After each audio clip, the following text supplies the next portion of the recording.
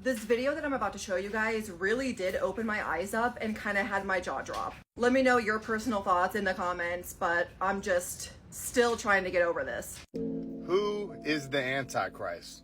I've got this question a lot in my DMs so many times, so I figured I would address who I believe it is. A lot of people message me saying they know for sure it's Trump. A lot of people message me and say that they know for sure it's Obama. Understand something, the Antichrist is not going to be a hated person at first. Revelation 13 talks about how the Antichrist will be loved and worshiped and followed all across the world. Everyone's going to love this man at first. Before I get into it, I want you to understand everything that God does, Satan mimics in his own little ways. Just as God sent Jesus to die on the cross for all of our sins, Satan will also send his son, the Antichrist. So no, I do not think that it will be Trump because a lot of people hate that man. I don't think that it will be Obama because a lot of people hate that man. I do, however, believe the Antichrist will be this man right here, Mr. Beast. Also, the Bible refers to the Antichrist as the Beast. He is literally the biggest social media influencer of all time. The whole entire world pretty much knows who this man is. Out of all this man's main YouTube channels, he has over 450 million subscribers. It doesn't even include all of these other subscribers I'm fixing to show you. He has channels for people in Mexico that speak Spanish. He has channels for all of these different countries. Here's his channel for people in Brazil. Keep in mind, I did not add any of these subscribers up. Remember, the whole world will love this man at first. Here's him in Africa building over 100 wells for these people. Very nice and generous of him, right? Here's him giving over 100 houses away. Very, very generous of this man, right? Keep in mind the whole world is loving and praising this man for all the great, generous things he's doing. Let's dig deeper because it's about to get very interesting. Isn't it funny that he said he would run for president and everybody is behind him, backing him, saying, hey man, we would support you. You're so great. We love you. Let's take a look at Revelation 13:2. It says, and the beast I saw was like a leopard, and his feet were like a bear's, and his mouth was like a lion's mouth. And to it the dragon gave his power and his throne and great authority. Satan gives him his power. Remember, the head of a leopard and the mouth of a lion. The name Mr. Beast alone should be a major red flag. The Bible describes the Antichrist as the beast. Keep in mind, this dude could have picked any name, anything, but he calls himself Mr. Beast. Now here's the part that's really about to make you scratch your head. Remember when I said in the very beginning that God sent his son Jesus to die on the cross for our sins? We are his children. Those that believe in me will not perish. All you have to do is believe in him if you want eternal life. Just listen. Well, Satan will send his son, the Antichrist, and the Antichrist, the Bible says, will force all great, free, small, rich, powerful, it doesn't matter who you are, you will all be forced to receive a mark on your right hand or your forehead. And those that do not get it will be persecuted. When you accept this mark, you become part of Satan's. There is no going back. Your eternity is sealed. And if you don't get this mark, you get persecuted. When you take this mark, you literally become a child of Satan's. Now, this is Mr. Beast's girlfriend, Thea. And Thea wrote a book. Out of all the titles this woman could have chose, just wait, it's going to blow your mind. She writes a book called The Marked Children, where children are born with magical marks on their bodies. If that doesn't make you sit and scratch your head, I honestly don't know what to tell you. Oh man, look how nice he is. Over 1,000 blind people can see again. Sounds pretty biblical to me, huh? The Bible says that the Antichrist will be wounded by the sword, but yet he lives. In other words, he will suffer a fatal wound and come back to life. When he comes back to life, that is when Satan will enter him. For everyone saying, oh no, Mr. Beast is just too nice, he would never do anything like this, Satan himself was once an angel. I'm not saying 100% that he is the Antichrist, but he's a very great candidate to be one. Time out, yo. The missing part of the pyramid is what's on the dollar bill. I don't know why I never thought about that till now, but I feel like there's something about that shit. Hold on, look at this video real quick, y'all. And supposedly it's something written at the top of the pyramid, y'all. So I took a screenshot and I zoomed in, and you can see that there is something written at the top, y'all. Hold on, y'all. I just find it very strange, y'all, that the all-seeing eye on the dollar bill is basically that. Then we ask ourselves, why does America even have a pyramid on the back of the dollar bill? And specifically this one, because there are a lot of different pyramids and shit like that, all different shapes and shit. I feel like I'm on my national treasure shit right now. Y'all trying to figure it out. Because, you know, nobody could just stand up there and read that shit. Very interesting. Wake up! Want to know what you missed? Well, you're distracted by Jeffrey Epstein documents and G-Side in the Middle East and aliens in Miami. One of the world's most infamous conspiracy theories? Stop being a theory. And I am talking about the McDonald's ice cream conspiracy. And oh boy, is it bigger and more sinister than you might think. And this case is direct evidence, proof even, that corporations engage in conspiracies for their benefit against us. And this one's fun and it's spicy. So I'm going to briefly catch you up on the basics of the McDonald's ice cream conspiracy theory. And then I'm going to fill you in on the new lawsuit that sheds light on what's really going on. And this one goes right to the top, to emails sent by CEOs. So I'm sure you know that McDonald's is famous for having their ice cream machines down all the time. And it became so common throughout the 2010s that it became a meme. Mainstream news outlets started reporting on it and people all over the internet started speculating on it. See, McDonald's ice cream maker is made by this company called Taylor, who's been making McDonald's equipment since McDonald's was founded. And if you own a McDonald's, you are required to use this ice cream machine. Johnny Harris made a great video about this a couple of years ago. Highly recommend you watch it, and it'll catch you up to speed to this new lawsuit that just came out right at the end of last year. Mind-numbing 100-page instruction manuals for ice cream makers. I started talking to McDonald's franchise owners and managers, and yes, it turns out there is something really weird going on. And when Johnny read through all those service manuals and read through a bunch of the financials, he discovered something interesting.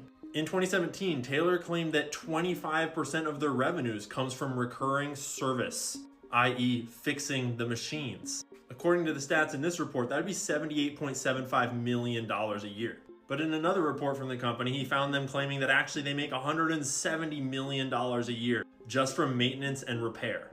The entire business model of this company is to put out a faulty product that franchisees are required to use and then to charge hefty fees to repair it constantly. But that is just the start of this. Because a startup named Kitsch actually designed a product that you can plug into this ice cream machine and it will hack the ice cream machine's computers and fix the problems for you. It connects to a phone app so you don't have to deal with their stupid little screen, and you can see exactly what's wrong and fix it without calling the repairman. And you can imagine how Taylor felt about that. And this is where we go into straight up conspiracies. Not conspiracy theories. I'm about to read from court documents. So here's a lawsuit filed in 2021 where Kitsch sued this dude who's a McDonald's franchise owner and laid out the dirt. This case is about corporate espionage and the extreme steps one manufacturer, Taylor, has taken to conceal and protect a multi-million-dollar repair racket. Kitsch soon uncovered a repair racket whereby Taylor designed flawed code that caused the machines to malfunction. So Kitsch designed this revolutionary new technology that would fix this problem, and it was worth millions of dollars, and they had to test it out on actual McDonald's machines. But they knew that various companies would try to steal their data, so they created a whole bunch of legal firewalls and NDAs and were very careful about who got their hands on this new Kitsch product. And it was for good reason, because Taylor tried to steal it 3 times. First, one of Taylor's distribution managers tried to purchase a device, but Kitsch's security protocol flagged and blocked the purchase. Then, a lawyer employed by Taylor's outside counsel attempted to purchase the Kitsch solution. Kitsch blocked this second attempt. After that, 2 private investigators associated with Taylor used aliases and dummy email addresses to get their hands on the device. Once again, Kitsch canceled the orders. They literally hired corporate spies to use fake names to try to get their hands on this software.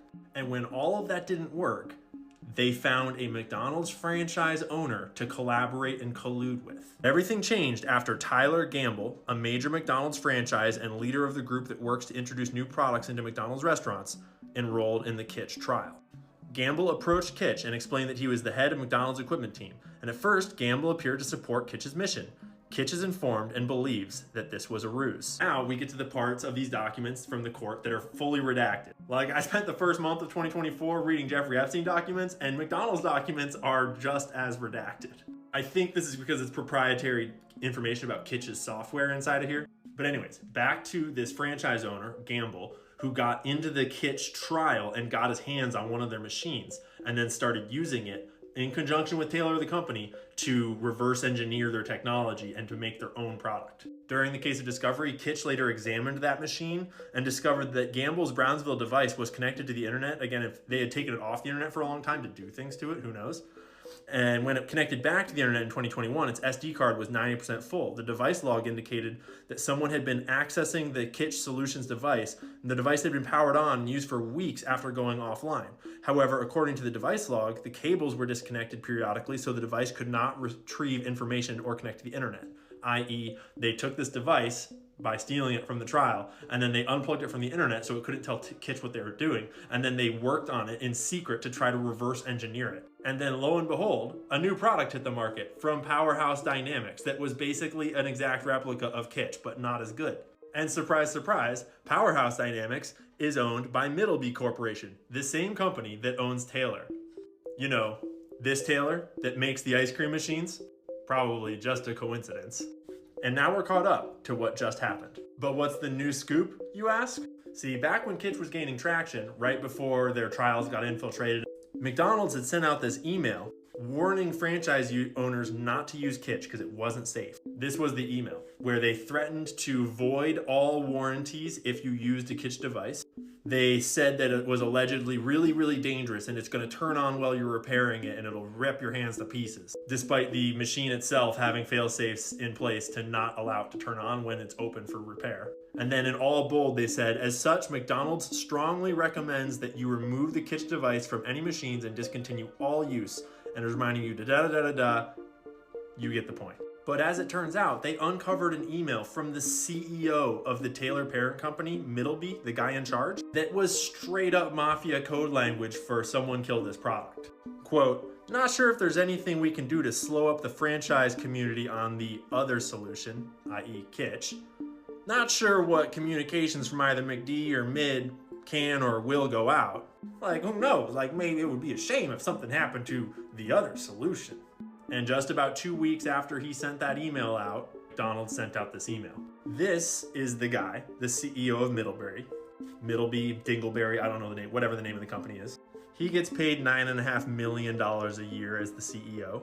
And it's looking like Kitch might win their $900 million lawsuit against McDonald's because they collaborated with this scumbag at the expense of all the franchise owners to the tune of millions of dollars of repair money every year, to the tune of an average of 15% of all McDonald's ice cream machines being out at any given time. Again, is this a deep conspiracy? Is there like secret backdoor deals going on? No. See, Johnny Harris and a lot of other mainstream journalists love to do this thing where they show you every part of a conspiracy theory and then they try to be like, see, it's not a conspiracy. It's just normal business. But actually, Johnny, it's looking like there are secret backdoor deals going on. Actually, this is the definition of a conspiracy. This is called corporate espionage, and it's a tactic regularly engaged in to take out competitors, to monopolize markets, and to screw everyone over for the corporation to make more money. So, just one more reason not to buy McDonald's. Man, just imagine you chilling, looking out the window, then this happen. Then the bird do some crazy shit like this. You don't know what to do. Spine or just trying to attack you, but on fucking grave. Shit is crazy, y'all. What? All right, someone explain this to me.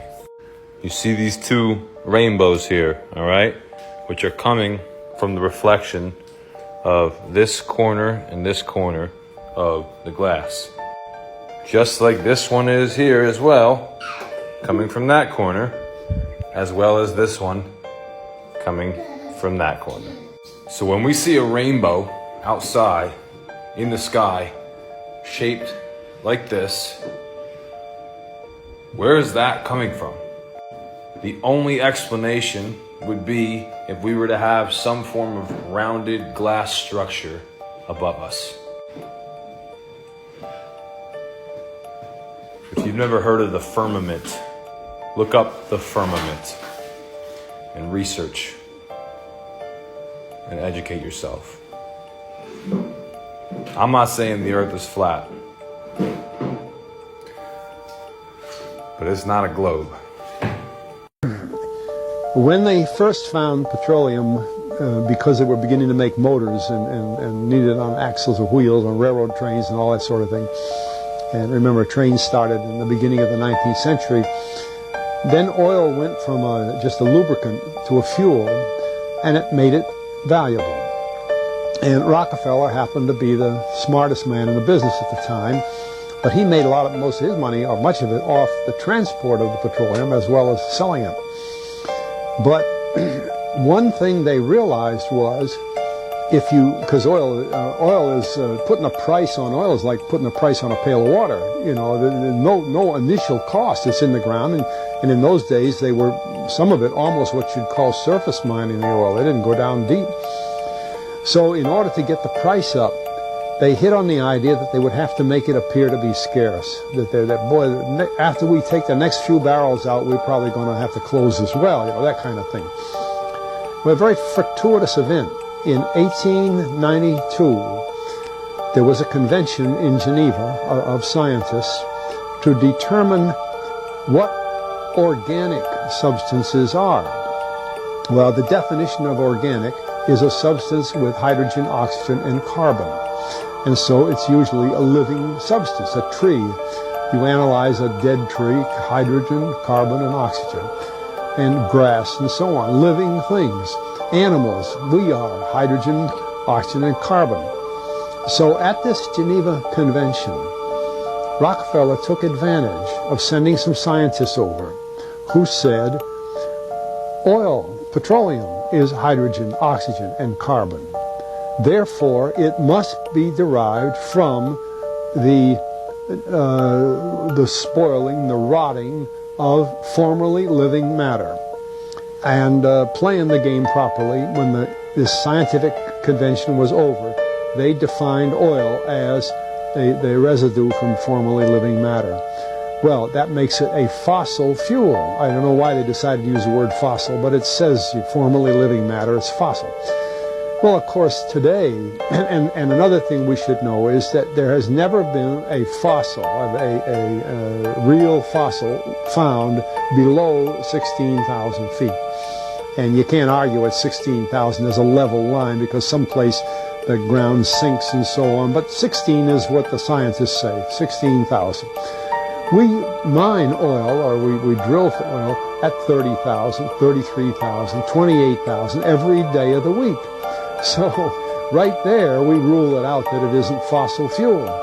It's called fossil fuel for the minds of the public to feel that it is an asset that is running out, being depleted. We talk about depletion allowance, which is a lot of, and actually if you know the world's oil supply, you know that it is not going to run out for an awfully long time. It is the second most prevalent liquid. This is mind-blowing. A 7th grader spent her summer building a presidential family tree, and she discovered that every single United States president, with the exception of one, were all related. And all of them, every single one of them, are descendants of one single person, the former King of England, John Lackland, who signed the Magna Carta in 1215. Nobody had put this together before because most genealogists only focused on the male side of the family. But she went ahead and put together the male and female lineage of every single president and discovered that every one of them are related, except for Martin Van Buren. This is something that definitely makes you look at the big picture a little bit differently. Check this out. George Washington, Thomas Jefferson, William Howard Taft, and President Barack Obama.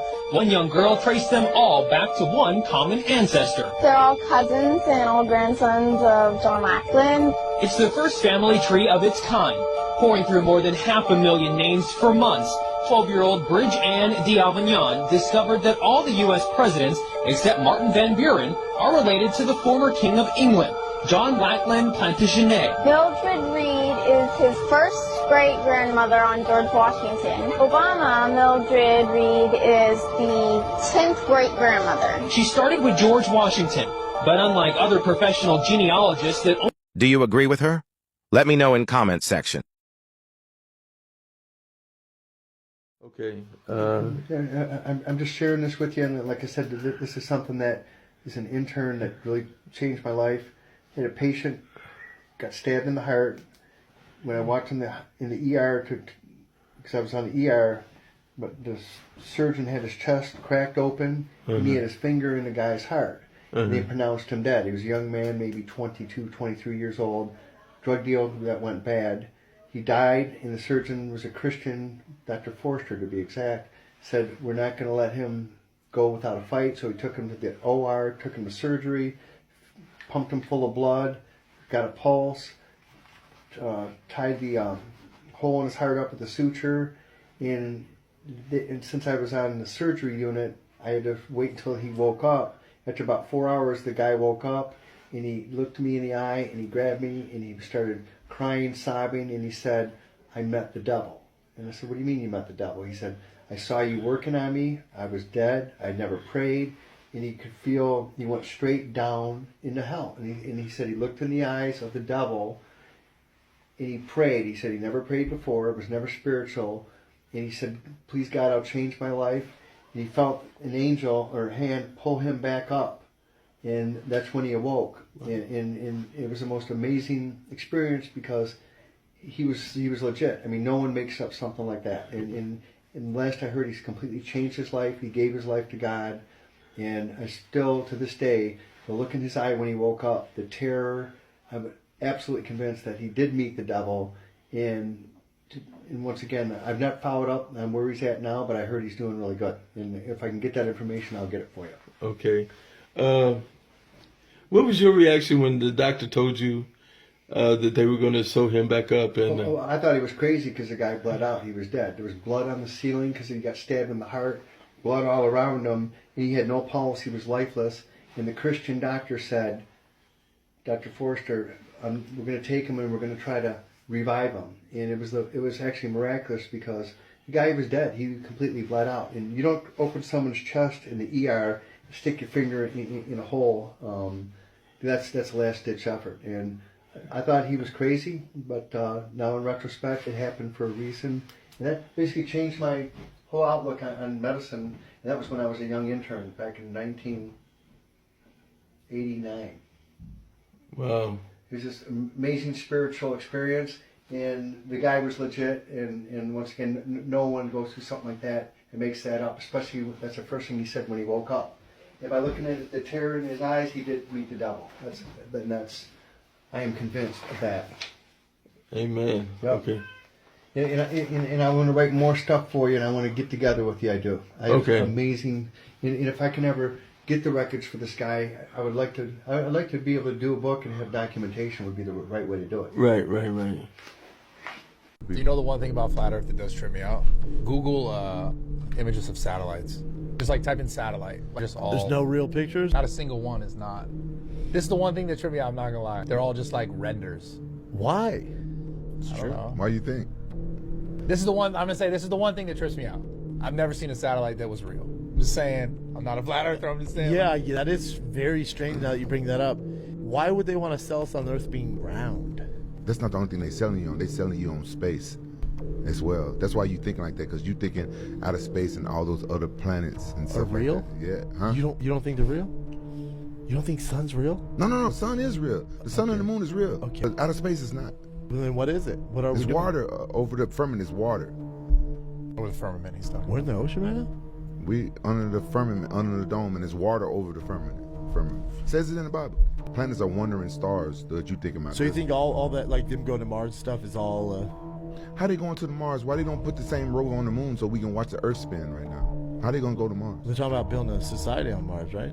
Yeah. Why they doing that? Why they ain't got the same thing on the moon right now, though? The whole thing is like we never went back to the moon, right? Yeah. Like, why not? Yeah. I know. Why people care if people believe in the Earth the way the Bible describes it? Why do people get so mad about that? Does the Bible describe it as flat? Yeah. It does? With the dome, the firmament, and everything. Why do people get mad at people if they just describe the Earth the way the oldest history book describes it? Yeah. So does this mean you think it's flat? Yep. You do? Yeah, I do. When they first found petroleum, because they were beginning to make motors and needed on axles or wheels on railroad trains and all that sort of thing, and remember trains started in the beginning of the 19th century, then oil went from just a lubricant to a fuel, and it made it valuable. And Rockefeller happened to be the smartest man in the business at the time, but he made most of his money, or much of it, off the transport of the petroleum as well as selling it. But one thing they realized was, because oil is putting a price on oil is like putting a price on a pail of water. You know, no initial cost. It's in the ground, and in those days they were, some of it almost what you'd call surface mining the oil. They didn't go down deep. So in order to get the price up, they hit on the idea that they would have to make it appear to be scarce. After we take the next few barrels out, we're probably going to have to close this well, that kind of thing. Well, a very fortuitous event. In 1892, there was a convention in Geneva of scientists to determine what organic substances are. Well, the definition of organic is a substance with hydrogen, oxygen, and carbon. And so it's usually a living substance, a tree. You analyze a dead tree, hydrogen, carbon, and oxygen, and grass, and so on, living things. Animals, we are hydrogen, oxygen, and carbon. So at this Geneva Convention, Rockefeller took advantage of sending some scientists over who said, oil, petroleum, is hydrogen, oxygen, and carbon. Therefore, it must be derived from the spoiling, the rotting of formerly living matter. And playing the game properly, when this scientific convention was over, they defined oil as the residue from formerly living matter.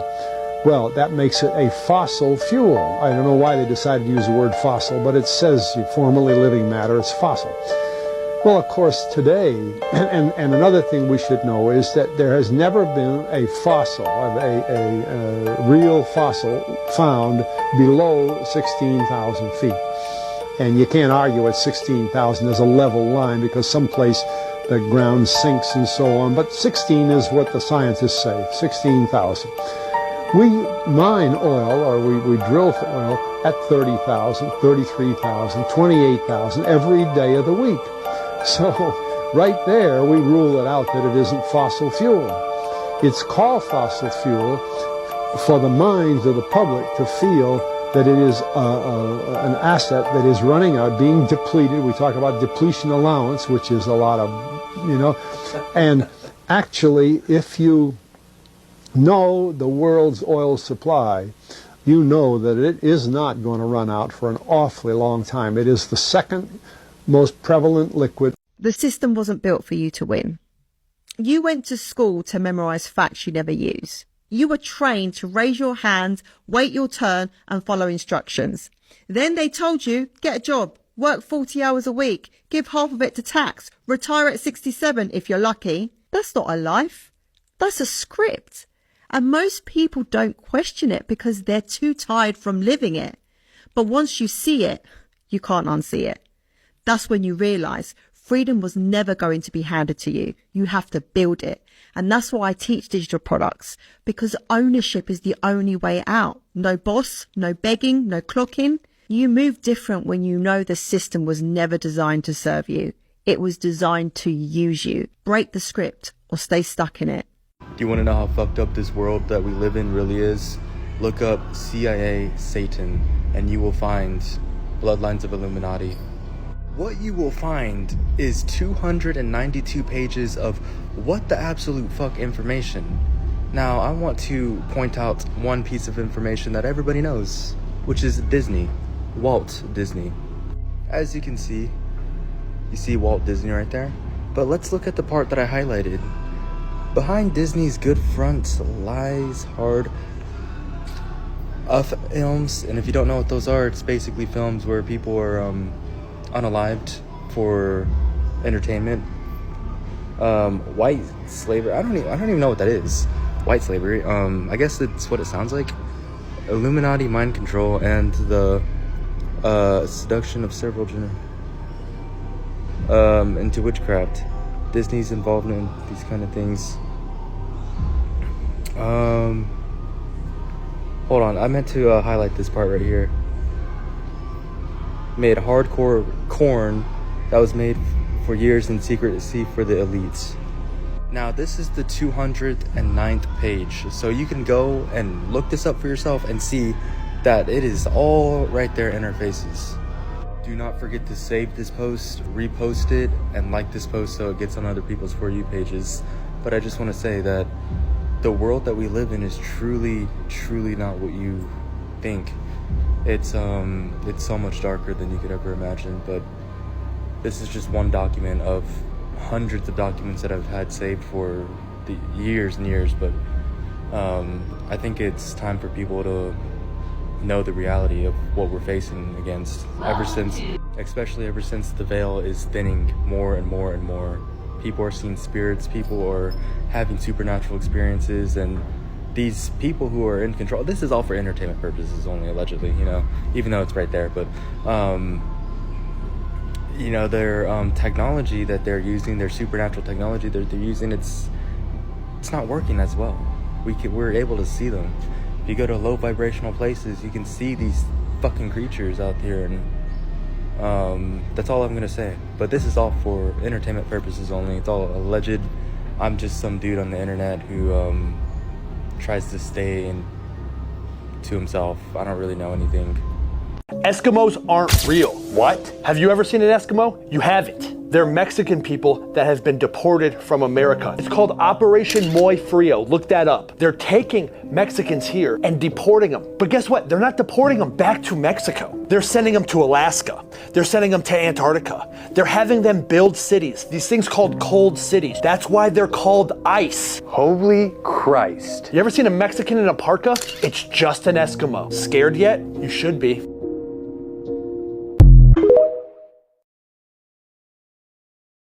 Because whenever an inventor creates something that they think will bring great value to the world, they do something called file a patent, which is a system that offers inventors a temporary monopoly on their invention in exchange for sharing it with the world. In theory, a very mutually beneficial agreement. Society gains an invention that advances us, and the inventor makes a lot of money and gains recognition. The idea of patents was created in 1474 in Venice to encourage innovation when they enacted the Venetian Patent Statute. But in 1951, the US passed the Invention Secrecy Act, allowing them to keep certain technologies and inventions a secret legally. If they determine an invention to be detrimental to society, they can classify it, and their inventors are bound by law to not talk about it. Now, if a big company can't lobby a reason to invoke this act on a patent that happens to be detrimental to their wallet, they can simply offer the inventor a lot of money to outright buy the rights to their technology patent and just never put it to use. This practice is known as black shelving, buying patents for the purpose of never putting them to use. And if inventors refuse that, there are other ways to make sure their technology never gets out there. As there are countless cases of this happening, especially when it comes to anything involving cheap, accessible energy. Like the time this guy, Stanley Meyer, invented a car that can run purely on water. And it was all over the news, using a process known as electrolysis, which used electricity to split water molecules, H2O, into oxygen and hydrogen gas, using the hydrogen gas to power the engine, which we know is real. We have hydrogen cars today. Although they don't run on water, but rather hydrogen gas pumped directly into the engine, which is expensive and not very accessible. Meyer called his invention a water fuel cell injector, and it was so impressive that scientists and engineers around the country inspected it and confirmed his technology works. In 1998, Stanley was signing a multi-million-dollar deal with investors at a restaurant when all of a sudden he felt incredibly sick, ran into the street, and started throwing up. He died shortly after, with his final words being, "They poisoned me," but his death certificate hid that, and they made up a story about a brain aneurysm. And it doesn't take a rocket scientist to notice that this is a very inconvenient pattern among inventors of this type of technology. Because Stanley was quite the inventor, one of which included an electromagnetic toroid-shaped device that was hit with a national security order. A torus that emits a toroidal energy field. Essentially, an energy donut, or a rodent coil, another controversial topic of many online free energy theories. A device that harnesses the unique properties of toroidal fields to create energy through a system called vortex-based mathematics. A 9-digit pattern that's also the foundation of that whole 3-6 6ix9ine thing that Nikola Tesla claimed to hold the key to understanding the universe that appears to create energy in a closed system with near 100% efficiency, breaking the first two laws of thermodynamics, the thought of which makes physicists cry who insist it's physically impossible. But this concept was replicated in tests like mathematicians Marco Rodin's Rodin coil and Victor Schauberger's vortex machine. Even NASA briefly experimented with an engine called the M-Drive, which used similar principles to produce energy and was quickly deemed pseudoscience and shut down. Now, Stanley Meyer's device didn't run on gas, electricity, or even water. It ran on nothing. Exactly where we find those quantum vacuum fluctuations, zero-point energy. Drawing energy from this zero-point field, Nikola Tesla and other scientists of our past called this field the ether, a layer beyond our dimension that we can't exactly see but can still interact with. Exactly what quantum mechanics is slowly beginning to prove. Ether was even officially listed as a fifth element in our education systems for centuries, and is also how the rumored Tartarian Empire, the Egyptians, Atlantis, and other advanced ancient cultures of our past are said to have drawn energy from the sky by extracting it from the ether that exists all around us, the zero-point energy field. But by the 1920s, scientists were forced to reject the notion of ether, conforming to the regular four elements as we know today. As we know, Tesla himself even tried experimenting with and bringing this technology into the modern world, but was also silenced from doing so. Let's hope I'm not next on their hit list. You're not saying the shape affects us, right? That's exactly what I'm saying. Have you ever wondered why everything around you is a cube? Prisons, schools, offices, homes, all square, all boxed in. Ever ask why? Because cubes trap energy. Ancient civilizations knew this. That's why their temples, their homes, never square. Their roofs pointed to the sky, allowing energy to flow. They understood something we've been made to forget. If you could astral project into a prison, you'd see it, feel it. The energy, stagnant, suffocated, unable to escape. That's the point. Control, containment, compression. Now look around you. Look at your walls. Your city skyline. A grid of squares, a world of boxes. Do you think that's by accident? It does seem sketchy. See? The ancients built for the mind. They understood that your environment shapes your thinking. You surround people with beauty, with complexity, with wonder, and they think bigger, dream bigger. But if you surround them with lifeless boxes, you limit them. You keep them small. Everything we see molds our minds. If you know, you know. You're clones. You're copies of people out here in the world. Our administration believes that there are loopholes that could allow the cloning of human beings. Right. Some hag trophy wife needs new skin for a facelift, or one of them gets sick and they need a new part. They take it from you. Kevin Hart's crash, that horrible accident that really when you see the photos, everyone is wondering how in the world they all survived. I have a clone. It's about a good three of me. Kevin and the two other people were in the car with him. You've seen people die from far lesser car accidents than that. The DJs claim that Britney and her boyfriend had been killed in a car crash on a Los Angeles freeway. Within hours, the internet was buzzing with the tragic news. The Dallas radio station responsible, KEGL, has spent the day apologizing on air for the hoax. 2004, Britney Spears secretly went to work on some music. She wrote an album that she called Original Doll. There were songs where she was talking about feeling like a manufactured pop star. And then there was Mona Lisa. She wants you to know she's been cloned. A few years after that, she released a music video, and the video was about her being cloned. The whole reason you exist is because everyone wants to live forever. It's the new American dream. We need to talk about this person. And there's people out there that are rich enough to pay anything for it. Every Kardashian has a clone stored in Calabasas. Am I a clone? How would I know if I was the clone or if I was the real one? I have a clone. It's like me versus... Whoa, wait, don't give away too much, man. Yeah, the real Kodak is locked up still. The real Kodak is in an island. It's on an island somewhere. I know I'm a clone, bro. You're a clone. I'm a third gen. I have a clone for music. I have a clone for film. I have a clone for my personal life. I have a clone for my family life as well. So that's how it gets done. I can say clone. I want to say clone. All right, so there's like a clone. I think you have to. I think you have to. They kill you if you try to walk away. And they clone you. Sir. I have never seen anything like this before. Hold up. Once again, clones here outside of J-Lo Parkside. Ain't that true, Tyrone? I mean, they do put the truth in movies, but it's just a theory, right? Why did they put a pyramid, an Egyptian pyramid, on the back of an American dollar bill? And what does annuit coeptus mean? At novas ordo seclorum, what are the Roman numerals behind on the bottom of the pyramid? Why are there 13 layers going up the pyramid? Why is there an eye inside the triangle? I'm glad you asked. Because there's one hell of a story sitting right in front of you and you didn't even see it. So, is this symbol evil or is it good? And what does it really mean? The eye in the triangle, the pyramid. And why is it on the dollar bill? We find that the eye in the pyramid is connected to Illuminati. God is enlightenment. So our word Illuminati or illumination. God is illumination.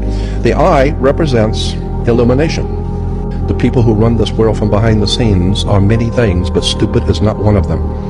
They are operating on a very high spiritual level, the people who run this world. They say every single holiday that we celebrate is celebrating one of the 7 deadly sins. Every single holiday. Okay. Think about it. So the easiest one, Valentine's Day, celebrates the sin of lust. Okay. Christmas celebrates, here, I'm gonna show you, bro. Okay, let me see. Check this. Christmas. It's a whole list. This Christmas. Okay, boom. Easy one. Ready? Valentine's Day represents lust for obvious reasons. Now, Thanksgiving, that celebrates the sin of gluttony. Gluttony, yeah, because you're eating a lot. You're overeating. You're taking too much more than you need. Yeah. Now, Christmas, what do you think that is? Christmas. Greed? Greed. Yeah. Overconsumption and excess. Okay. Right? Wanting more of something. That makes sense. We're celebrating gifts. We're celebrating gifts. We're not really even celebrating like the birth of Christ because people are so focused on the gifts and shit. Now, Easter. This one's interesting. I don't know. The holiday of Easter, what sin would it be? Easter. I don't know. Check this out. This one gets deep. Okay. So they say it's envy because the Romans were jealous of Jesus, so they murdered him. Oh, it's crazy. Shit. So St. Patrick's Day, it's sloth because people get blacked out drunk. Oh, what the fuck? Yeah. Now Halloween is what? It's wrath. Okay. So scaring and hurting people for fun. With masks, it's wrath. Oh. So every single one of the holidays is like a 7 deadly sin. So most feared man in Hollywood. They don't like me in Hollywood. Why do they not like you? I don't wear dresses. I don't do that gay stuff on TV. They had to get some other black person to do that stuff. I'm talking, that's gunning. But they all confess they love the Lord. But you cannot compromise yourself if you love the Lord. So I play tough guys, but young kids want to be soldiers. Young kids don't want to follow a guy to wear a dress. You know what I'm talking about. There's a crazy conspiracy theory about why the 49ers are always so injured. And honestly, it's making sense. And it's all due to this electrical substation that is 100 yards away from the stadium and the practice field. And before we get into it, all credit goes to this guy who said this back in October, and also this guy who did a very detailed analysis on this issue. But since the Niners moved to Levi's Stadium back in 2014, they have been by far the most injured team in the NFL, and it's not close. And the 49ers alone suffer more Achilles and patellar tendon ruptures than the league average. Now, of course, many logical people were thinking, okay, it's gotta be Levi's turf, or maybe just Kyle Shanahan being so aggressive. But when people started looking into this, they saw all these other teams playing at Levi's, and their Achilles weren't just rupturing out of nowhere. But apparently, according to retired 49er John Feliciano, this theory has been floating around the locker room for years. And by the way, if you want more sports content that you don't see on ESPN, make sure you follow it. So this guy decided to put it to the test. And this man went to the 49ers practice facility with a Gauss meter to measure the electromagnetic fields. Now apparently for a home or an office, the normal range is 0.5 to 3 milligauss. But at the far edge of the Niners practice field, it read an 8.5 on a Monday when demand for electricity was actually very low. Now I know what you're thinking, because I was thinking this too. How the hell does this have any correlation with someone's body? Apparently, there are thousands of peer-reviewed studies that say that chronic exposure to these low-frequency fields can significantly weaken collagen. And collagen is a building block of tendons and ligaments. And this chronic exposure just makes those tendons and ligaments so weak that when a professional athlete goes to do professional athlete things, it just freaking explodes. But let me know what you think about this. Is this crazy, or does it actually have teeth? Because I'd say one of the biggest pieces of evidence would be Dre Greenlaw tearing his Achilles in the Super Bowl just by running on the field. I found this book at the local antique shop yesterday, and it was written in 1926 by Major General Count Sherep Spiridovich, The Secret World Government, or The Hidden Hand, Unrevealed in History, 100 Historical Mysteries Explained. This man is explaining that there's a hidden hand, there's a secret government, and they are of the nature of the individuals who are taking over now, the blues with a J, that they are the ones that have been running society because they made a pact with a god. He calls it Satan, but that's his position. But I want to read to you this very specific. I have to be careful about what I really was trying to debate whether to put this on the internet at all, because it could really get me in trouble. But this particular page, I just want you to see this particular part where he says right here, he's talking about proof of the existence of this invisible world government, this hidden hand. He says, the world is governed by very different personages from what is imagined by those who are not behind the scenes, i.e., not by kings and ministers. Disraeli said not others, but different, which means not the kings, ministers, or other similar men, but absolutely different, possibly even of a different race. Who they are must be known first of all, and only then can we control them and establish peace, but not before. You know how I'm always saying, I'm calling them creatures and creeps? And I'm saying they're not human. I don't know what they are. And this has been my biggest reason around this. I ain't unifying, because I don't know what these things are. This apparently has been known. And this has nothing to do with religion. I'm not talking about religion or race. I'm talking about like a species of a soul or something that's on this planet. And that's what he's talking about here. Yeah, he says, Bismarck, the Iron Chancellor, perceived the existence of invisible forces, but could not or did not wish to formulate them, and called them imponderabilia, powers which no one could fathom. I think I saw where you could get this book, like a free PDF, and read it. I didn't try the link, but I did see something come up in my Google search about it, so maybe you can find it and read it. I don't know how available it is to get your hands on, but this is a very valuable book. He says I haven't finished reading yet, but it looks like he's about to tell us why France and Russia went into the War of 1812. He said it was a hidden hand that organized it. He says earlier also that the Civil War was absolutely 100% organized, and nothing about that was organic or true as far as the version of the story that they told. But yes, I recommend, if you could get your hands on this book. If you Google this guy, it's going to say he's racist and anti-semi-truck. But that's because of what he says in this book. Do you remember that video that China released of the Tianzhao 9 scraping upon the firmament? I mean, guys, it's so unbelievably obvious. They put it on mainstream television that the rockets don't actually go straight up. They always follow an arched trajectory, and then once they reach a certain level in the atmosphere, they tend to scrape something. I mean, this is in like every single rocket video ever. If you actually have a full video of it launching and then going up into the upper atmosphere. Now let's watch this one. This is probably like 37,000 feet in the air. I'm assuming he's in an aircraft. Well, look at that. It's starting to follow an arched trajectory. Man, I wonder why. Probably because no one can go past the Van Allen belts. And apparently there's 7 layers of the Van Allen belts. You know, like the 7 layers of the firmament? So in the globe model, it's the Van Allen belts. But on the flat earth model, the true earth model, it's the firmament, the layers of the firmament. The rocket cannot go past it. Which is why Elon Musk has to make all of his fancy rocket landing videos from AI. Just pay attention to them. The lighting's off, it looks like Ratchet and Clank, and all of the videos and pictures of rockets actually in outer space are CGI. But this video was for entertainment purposes only.